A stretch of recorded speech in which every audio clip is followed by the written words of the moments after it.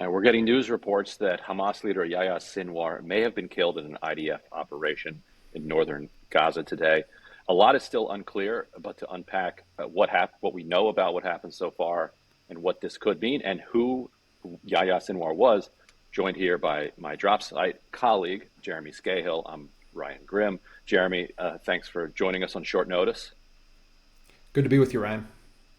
And so it's 11:30 Eastern time right now.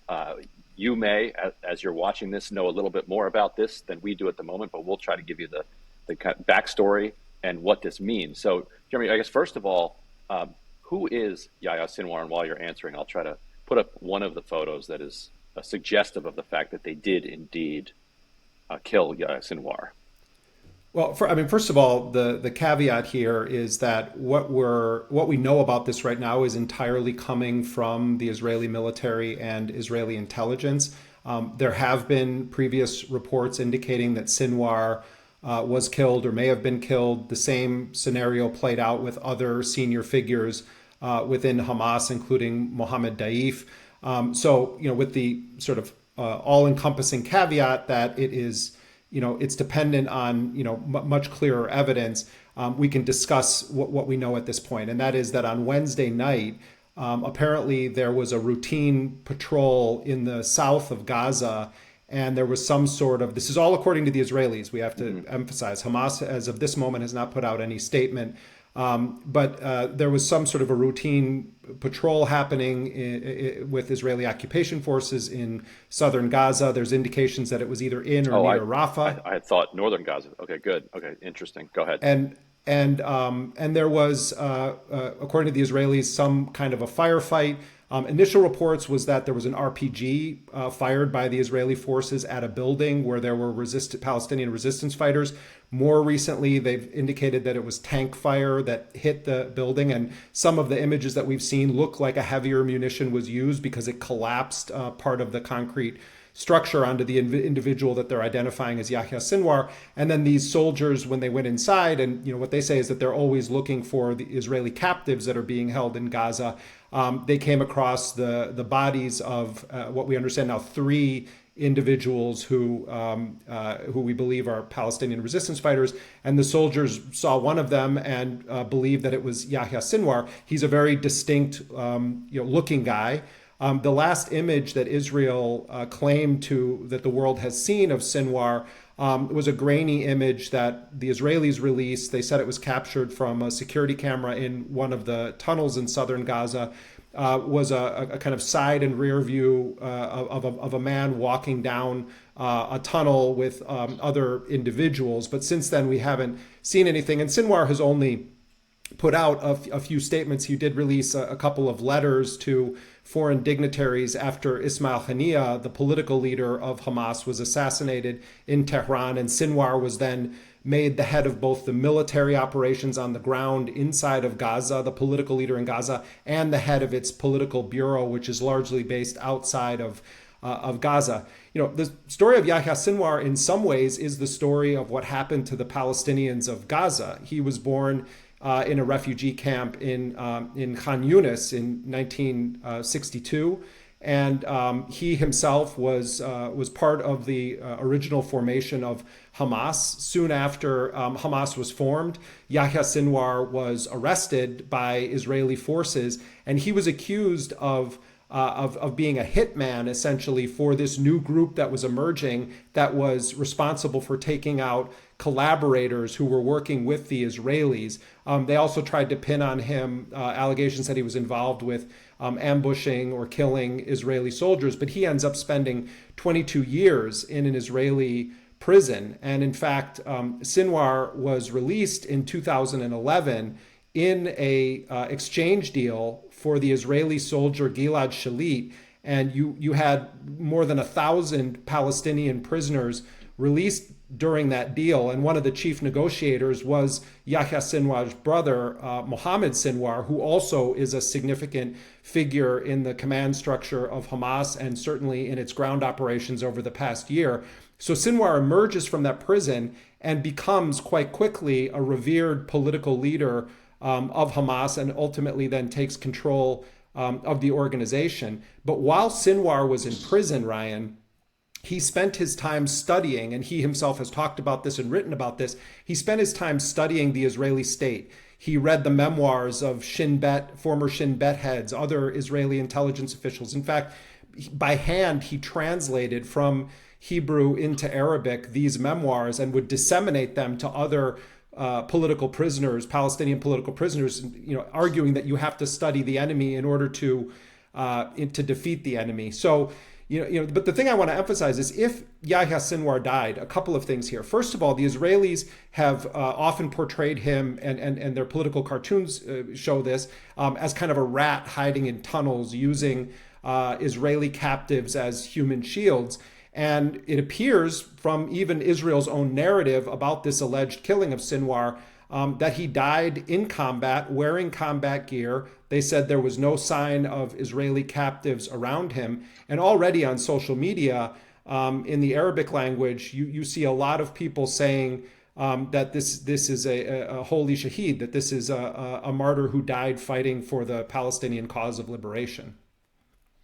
And so what would it mean for this conflict that's ongoing if he was killed?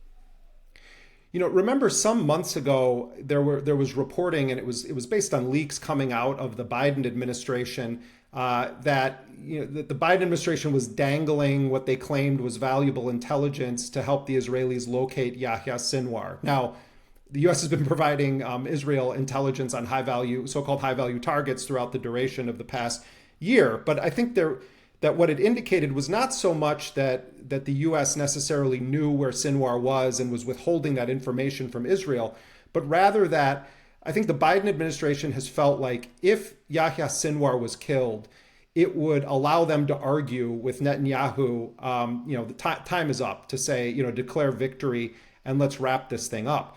Now, we have to emphasize that Biden has not wrapped this thing up throughout the entire duration. I think it's pretty clear he could have ended this a long time ago with a phone call, as he did in 2021. They certainly could have said no more weapons for you, and Israel would have been in very, very deep trouble, especially as it tried to launch this multi-front war, potentially also with Iran. But I think that a mistake that America made during the so-called war on terror, and that sometimes the Israeli press and government encourages this narrative, is that by killing leaders, whether it's Hassan Nasrallah of Hezbollah in Lebanon, or Ismail Haniyeh, the Hamas political leader, or in this case Yahya Sinwar, that by killing the leaders you somehow are going to destroy the resistance. And the fact is that, and history backs this up completely, that every time the Israelis believe that they have achieved some victory by assassinating a Palestinian leader, more rise up to take their place.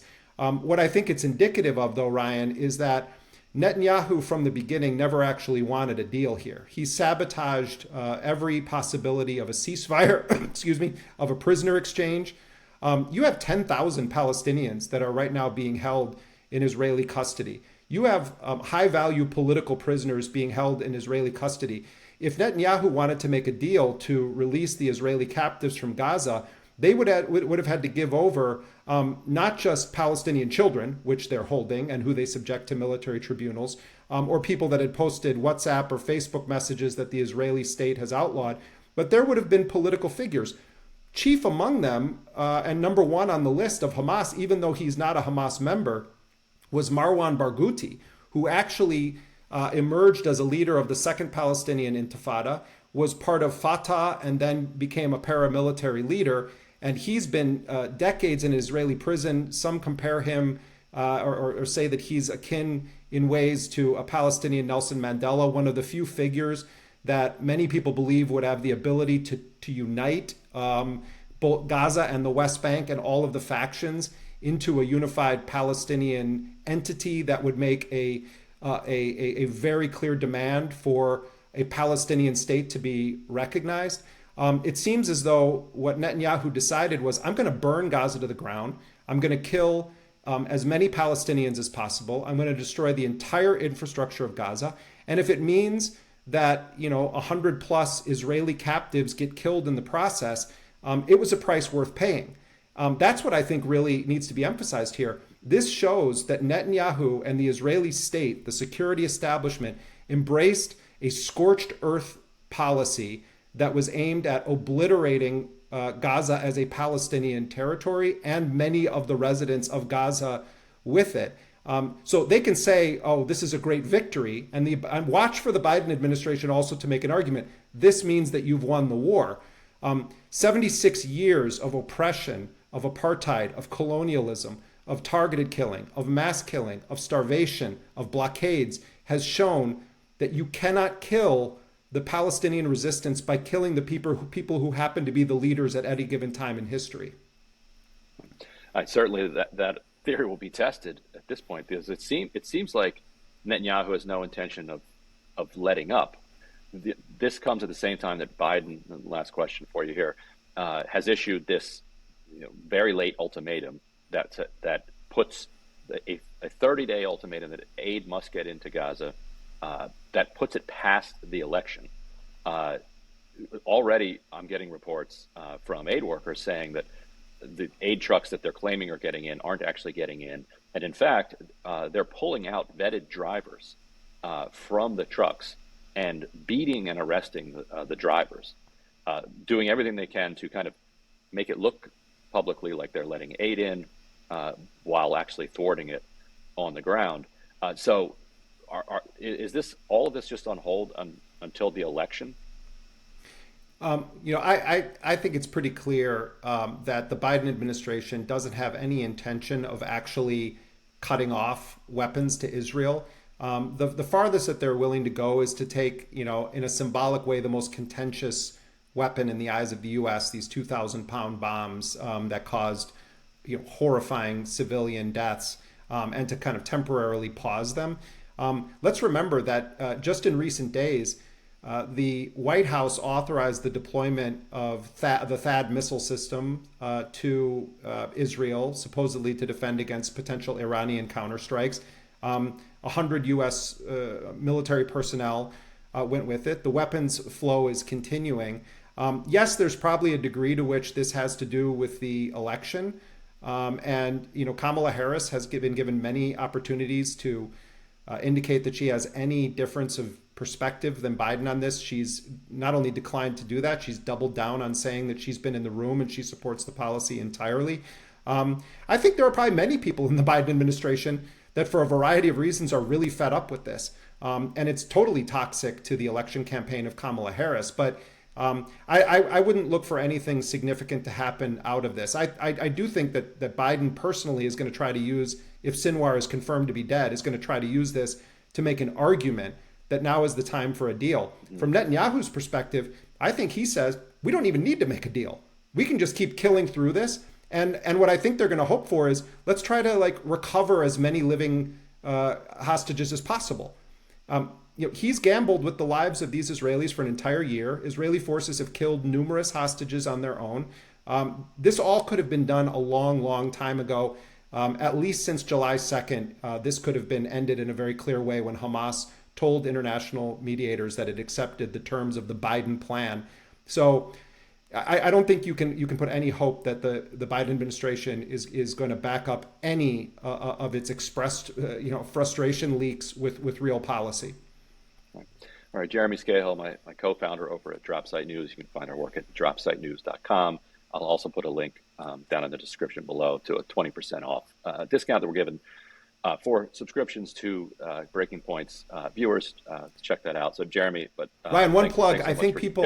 Yep. I want to just tell people, make sure to look at the recent reporting from Abu Bakr Abed, who is a great young reporter in Deir el-Bala, and he just did a report on the young man. Everyone now has seen the images. Shaban, the young man who was burned alive in the attack on Al-Aqsa Hospital, but it's a very deep profile that in many ways speaks to the utter loss that Israel has imposed on the people of Gaza in every aspect of their lives. It tells the life and death of this young man who was still attached to an IV when Israel struck the courtyard near Al-Aqsa Hospital and caused him and his mother, another family member, and others to catch on fire, and at least 4 people died in that fire. it's a moving piece, quite moving piece, and I'll put it down in the comments below as well. And my understanding is that Abu Bakr, in the last week, while reporting this piece, himself has only had something like 3 meals. Like the desperation in northern Gaza is difficult to conceptualize. Yeah, I mean, the Palestinian journalists who have been the eyes and ears of the world for this deserve our defense and our gratitude forever for being the actual writers of history in real time. Because without them, we would have known very little about the extent to which the United States and Israel waged this genocidal war. All right. Well, Jeremy, thank you for joining me here. Thanks, Ryan.